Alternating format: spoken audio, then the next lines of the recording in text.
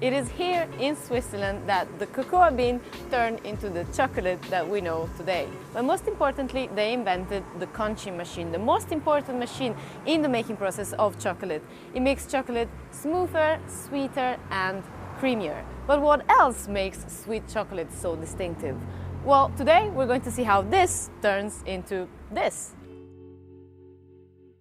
The beans are from the Forastero variety, which has a powerful taste of chocolate with no flowery aromas, a favorite for the Swiss. Fabergé in Geneva sources its cacao beans from Ghana, where they are fermented and left to dry in the sun to bring out their full flavor. Once the beans make it to the factory, which I know is a bit loud, the shells are broken so François can inspect the beans. Ça c'est une guillotine. Voilà, une guillotine. Pour les fêtes. C'est exactement pareil. Oh, le casser à moitié, on peut voir des dents. Voilà, et vous sentez un peu une acidité. Parce qu'elles ont des couleurs différentes, ça veut dire quelque chose? Ça veut exactement dire ça. Vous voyez, on voit quelques fèves violettes. Dans la fermentation, dans le bac, il y en a certaines qui ne sont pas chauffées, qui ont mal fermenté.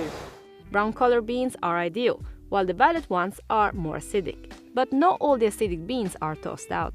About 30% of any batch of beans are violet, because maintaining some acidity is important for Swiss chocolate at this stage. C'est quand même très acide. After they're cleaned, here 300 kilos of cacao beans are roasted in the cylinder at 135 degrees Celsius. Attention, ça fait chaud là. Wow, ok. Ça fait très froid ce matin. Et la fève, c'est un peu comme les amandes. Ou le café. Ce qu'il faut, c'est on le torréfie à quelques secondes près et après il faut vite le faire refroidir. Parce que si on laisse une grosse masse chaude refroidir toute seule, elle continue à cuire. Mais là maintenant, elle est torréfiée. Ce qu'on veut, c'est une belle couleur. On veut la peau, on veut une peau qui craque. Vous voyez, elle craque. On l'entend. Elle craque. Et ce qu'on veut surtout, on le voit à l'intérieur, c'est qu'elle soit bien torréfiée à l'intérieur. Et donc elle amorce déjà une belle couleur de chocolat. Et l'odeur, surtout c'est l'odeur. C'est vraiment l'odeur du chocolat. On va garder quand même beaucoup d'acidité quand même. Hein. Mais toujours, mais avec les goûts avec la chaleur de la torréfaction, voilà. On donne un peu plus l'impression du chocolat. Voilà. D'embrasse qui est chaud. Mais là, il n'y a pas de sucre. Hein. C'est un fruit qui n'a pas de sucre. Hein. Regardez comme elle est belle. On a déjà la couleur du chocolat. At the end of the roasting, the cocoa nibs should separate easily from the shell, called the husk. To do that, Fabergé uses this machine from 1937. It works by cracking the beans and then blowing away the husks with a fan. François takes us to another level of the chocolate factory. Here, the nibs that we have just extracted are being ground. The grinding process actually starts to change the composition of the cacao bean, which is mostly made up of fiber and fat. In the raw bean, the fiber coats the fat.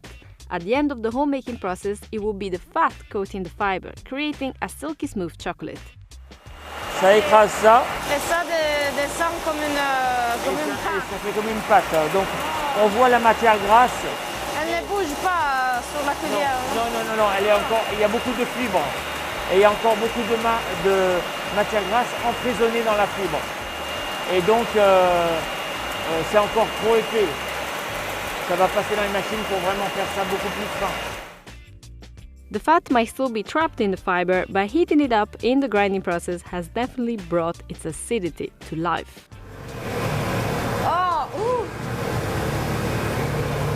c'est très fort, hein? Ouais, ça a un peu l'odeur, la même odeur du liqueur en fait, de l'alcool.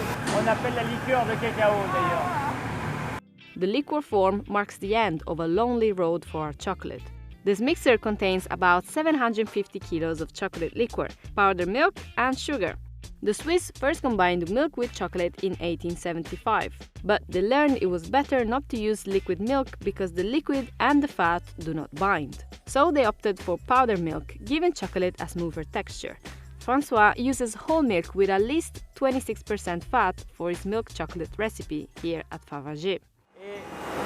Et encore dans les fibres, on voit encore les grains de sucre, on voit encore beaucoup de... Voilà, vous voyez les grains de sucre. Donc ça ressemble pas du tout à un chocolat encore. Mais les goûts, On un se peu. rapproche. En fait, je sens qu'il y a le lait, il y a les sucres. C'est beaucoup différent de ce que nous avons goûté avant. Mais il y a toujours un peu d'acidité. Toujours. C'est toujours un peu amer. The conveyor belt is leading our chocolate to a roller. This is yet another step to refine the paste. They measure the size of the tiny particles of fiber in the paste down to the micron, which is 1/1000th of a millimeter. The tiny particles in our chocolate paste are now at 300 microns, and the goal is to refine them to as little as 18 with these rollers. The way to know if the chocolate is at the right micron level is a fluidity test. Here, Hervé is mixing it with paraffin for the test. Et là, on est... Là-bas, on était à 300 microns. Ça s'affine. Vous comprenez? Et ça commence à avoir la même texture de chocolat que je connais. Here we go, 18 microns. The paste is perfect to go ahead with the conching.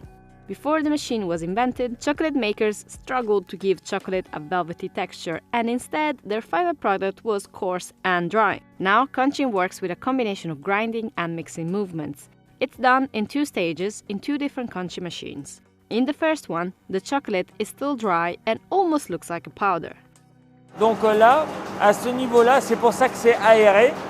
C'est pour vraiment concher, c'est-à-dire vraiment sortir la matière grasse de la fibre. Et en même temps, évacuer l'acide. Donc c'est constamment brassé. Oh, ok. Voilà, et toujours chaude. Sinon, ça bloque. Il faut que ce soit chaud, mais pas trop chaud.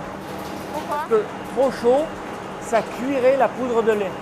La caséine de la poudre de lait. Et si on la cuit trop, elle va avoir le goût de miel ou de caramel. In the second conching machine, the acidity is removed and the fat is extracted from the fiber, making the paste smoother. In total, the conching can last from 8 hours up to a whole day, depending on how the paste responds. Voilà. Donc là, vous voyez, la masse, elle est plastique. Oui. Elle est élastique.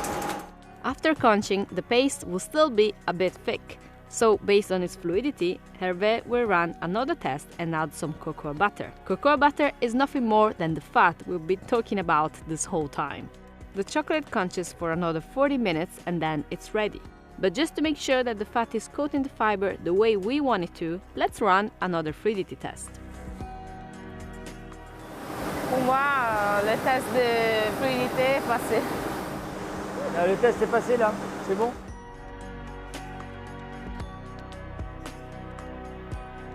Of course, no tour of a chocolate factory is complete without a visit to the chocolate atelier. Donc ce sera comme ça, celui qu'on est en train de faire, il sera comme ça. Lisse. Voilà, très lisse. Fantastic. François and his team create everything from small chocolates to these big chocolate cauldrons embellished with Geneva's coat of arms. They are called marmites and they are eaten in the city's Fête de l'Escalade. But as much as I would like to attempt making my old cauldron, my chocolate making skills are not at this level yet. So François decided it's best to go for a simple bar. Ah non, je voulais faire un travail de précision, non. Non, c'est... Alors, ça, c'est simple. Oh, ok. Il n'y a pas... Allez-y, il y a pas, ça va faire une tablette. Et maintenant, vous mettez les fruits, il y a des noix et puis des pistaches. Donc ça, ce sont des griottes. Vous avez des amandes, des noisettes.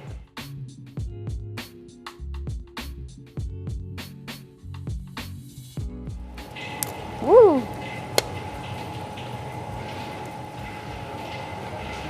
Santé.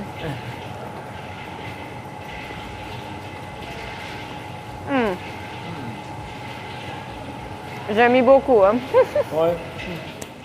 J'adore le goût de chocolat au lait. C'est vraiment différent de ce auquel je suis habituée. Normalement, le chocolat au lait, on goûte beaucoup le sucre, le lait. Mais ici, c'est vraiment un goût plus doux. Peut-être que c'est le lait entier, non? Je sais pas, c'est propre à la Suisse. On aime bien ce chocolat. J'aime beaucoup. Et comme vous disiez, c'est vraiment lisse sur le palais, il n'y a rien du tout. Je suis très satisfait de ma chocolatière. Merci.